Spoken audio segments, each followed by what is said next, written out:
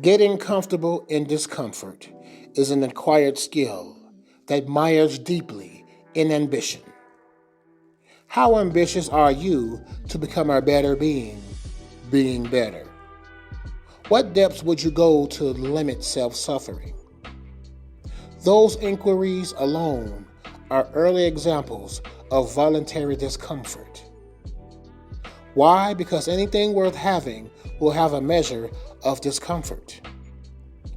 Debate as you will, but reflect on times in your life when discomfort played an integral role in some sort of growth.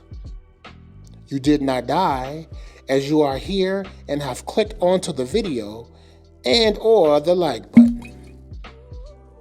Recently, I was speaking generally with a lady, and during the conversation, she mentioned how she used to watch others in the same field of work.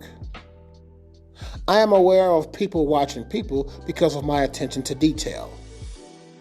She mentioned how during the cross-company meetings, she could pinpoint the individuals whom she knew would cut corners, pass the task off, or something of the sort. In other words, who is dependable and who needs work parenting? Yeah, it's a thing. Sometimes I believe that it may serve mankind a service to go back to kindergarten, a place where the training in sharing, caring, working versus reward, cleanliness, as well as a slew of self-profitable attributes are taught, but for adults. As much as I wanted to chime in, I elected to use my 2 ears to listen twice as I may speak. It was at that moment I realized that I had been scanned by her. You know, when you walk into a room and you scan the room and feel the various energies? Well, in her frustrated statements, she said that she knew of me but became well versed in who I was from many voluntary discomforts that I took on, and she felt that I was different. The gift of voluntary discomfort is the art of mindfulness, because it is easy to only think of oneself as the goal of life is to take care of oneself all across the board. Keeping others in mind as one moves throughout life instills a sense of awareness of self, situations, and others. This also serves as a safety measure. An in-depth understanding of how the mind craves exercise serves to keep the body out of trouble, as well as increase intelligence, but only if the mind exercises are challenging.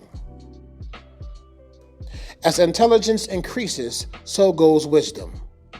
This is key to a long and prosperous life for all who practice voluntary discomfort.